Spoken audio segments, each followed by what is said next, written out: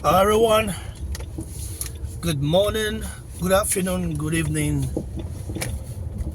to you all, wherever you may be. Um, it's a brand new day. It's very cold out here in the city of Amsterdam. And yeah, I mean, the weather, I think it's kind of the same in Central European countries and Scandinavia, the northern part of it, and the rest. Now, even the east as well. The only place you can really enjoy right now is the south of Europe, i.e., Spain, Italy, Malta. Even though Malta is Africa geographically, but they're part of the EU. Well, let's talk about this right here because a lot happened. A lot happened. Okay, the Ring Magazine Award took place. I watched it. I think I've never really watched a boxing award from the beginning to the end. I think I was more intrigued by the organization. Listen, I do have a lot of faith in Turkey Lashik and what he stands for. Of course, we know he's doing it for his country, and he also loves boxing. He literally acquired the Ring magazine from Canelo. The amount wasn't disclosed, and however, you can tell that Turkey Lashik is a huge fan of boxing. It's someone that wants to see the sport of boxing grow and become uh, uh, bigger than it is. I keep imagining what um, things would have been like had it been Turkey Lashik ventured into boxing some years back, the Wilder, Anthony Joshua era. Even before Fury came, I think those fights would have happened. And then we would know who the divas of boxing are. But now we do know. So Turkey Lashik, the surprise in the whole event was nice. The surprising thing for me is seeing Canelo Alvarez being there in person. Like, I never envisioned Canelo Alvarez to be there. If you had told me that Canelo Alvarez would be there, I would say no. I would argue with you. I would say no, it's not possible. However, yeah, it was there, and to support the event, basically. I'm really, really impressed. I must say, I'm really impressed by Turkey Lashik's plan and what it tries to do, what it's trying to do with boxing. And he mentioned something very interesting when he said that the Floyd Mayweather era destroyed the mindset of a lot of boxers because everybody was scared to fight somebody because they didn't want to lose their undefeated record. Before that wasn't the case, and Mayweather, came in and protected his undefeated record. Of course, Mayweather is a legend. He was good. We don't have to take that away from him. He's a boxing maestro. However, not every boxer can achieve what he achieved. To be undefeated throughout his whole career. Even Usyk, in my opinion, can do that. If Usyk continues to fight, if he stays longer in the heavyweight division, even in boxing, I think he will get beat. Mayweather relied on so many other aspects to win fights. Usyk, no doubt, he's also a boxing maestro, but I don't think he's a defensive genius like Mayweather. Usyk gets hit a lot. Mayweather hardly got hit. I don't know how he did it, but I think it's just hard work, dedication, and focus. So it is quite obvious that Gervonta Davis wasn't there, and it looks like Gervonta Davis has been backed into the corner, and he's still kind of beefing with Turkey Lashik. Recently on his social media platform, he said a lot of stuff about Turkey Lashik, that if he really cared about boxing, why are they not? Why don't they have homegrown Saudi fighters? but he was kind of throwing shades. I think Gervonta Davis is making a big mistake because you cannot win you can win the fight against Turkalashik. You even Canelo Alvarez, as big as he is, he knows that you cannot. The rule of a businessman is never to miss out on any opportunity. A businessman, no matter how small or big it is, never miss out. And Turkalashik will pay you the money you want. Of course, he's not going to overpay you, but the money you want, the money, the fair amount to stage a fight in this country. And that is one thing you have got to admire about the guy. If you begin to outprice yourself and price yourself out and start demanding ridiculous sum of money to fight somebody serious, it means you are not really, like, you've always been known as a dog. You will be known as a dog.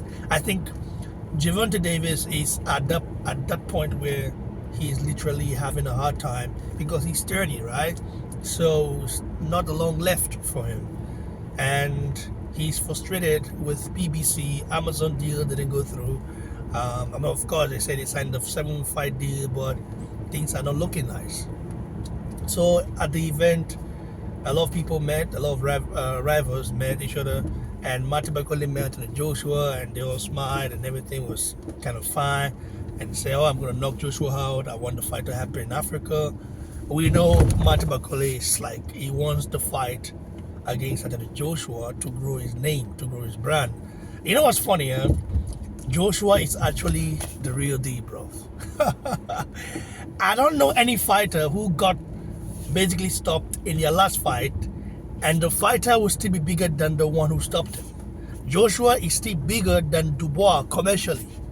Joshua is still remain the biggest commercially in the heavyweight division, which is crazy, but people don't really know the secret. I will tell you right now, the secret to Joshua being big and stuff like that, I think the secret to his success is the way he carries himself, his personality. Like, he resonates with a lot of people.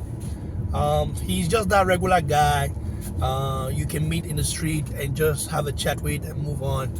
I mean, you cannot really do that with Fury. Because Fury might say, "Oh, he's like people's champ." No, he's not. Fury is very Fury looks at your class, to relate with you. When Fury didn't have a lot, yeah, he could relate to anybody. But we all know that Fury is just somebody that, it's just, the guy isn't what I thought he was. And that's facts, And also, I think he was invited to the event, he didn't come. Fury literally ducked the event. So, we know that Moses Itauma won the Prospect of the Year. Moses Itauma is, for me, a very special fighter. A fighter I feel would terrify the next generation of heavyweights, He's very good. He wants to become the youngest world champion, heavyweight champion. The youngest heavyweight champion in history. He wants to overtake Muhammad Ali. Mike Tyson. It's just one of those things. But it does have some time left. I don't know how you get his hands on the title. I think it will be very difficult for that to happen because right now,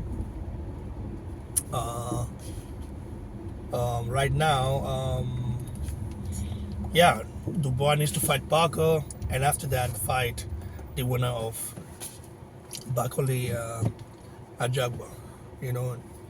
So, but we'll see. Maybe he can get his hands on security title with that count. I don't know. It all depends. So we'll see what happens and how everything plays out. But me, I'm looking forward to these guys, um, fighting each other, and it kind of makes sense. Joshua, it was nice to see Joshua there. Uh, you know, at the event, he was in Nigeria throughout, I think, December and New Year. He had a great time there. You can tell Joshua is rejuvenated, and he called out Tyson Fury. He was looking for Fury, but he couldn't find Fury because Fury now is in hiding right now. Fury is such a sore loser, bro. That guy is full of himself. He's not as humble as Joshua. Because all these things, they used to mock Joshua and say, oh, Joshua, Mr. Stay Humble, this, that. But if we should look at things, we all know that Joshua, the first time he lost to Ruiz, he literally went out the next day and played basketball with the youths, of the country in New York, and just chilling with them. And Fury cannot do that. When Fury lost to Usyk the first time, we did not see any footprint of Fury anywhere.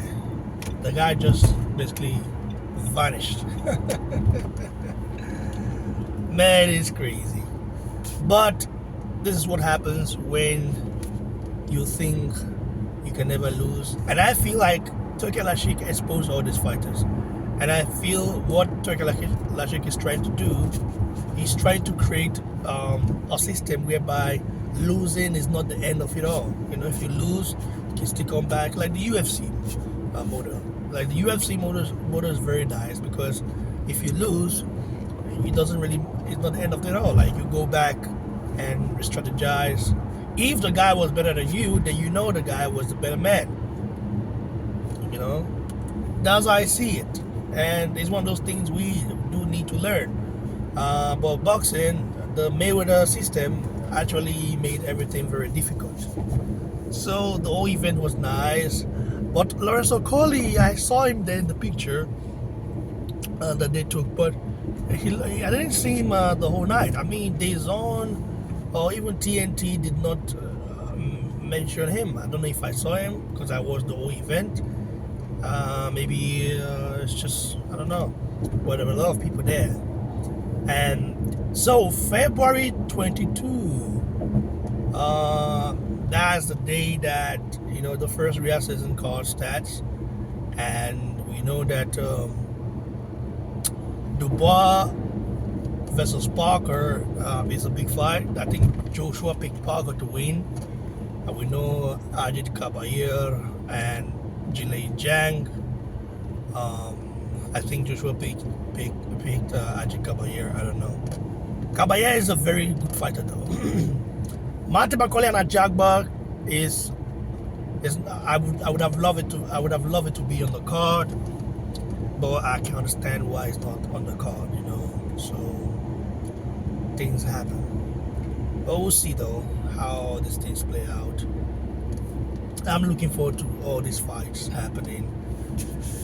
But the big news for me is Canelo Alvarez and Turki Lashik literally standing next to each other.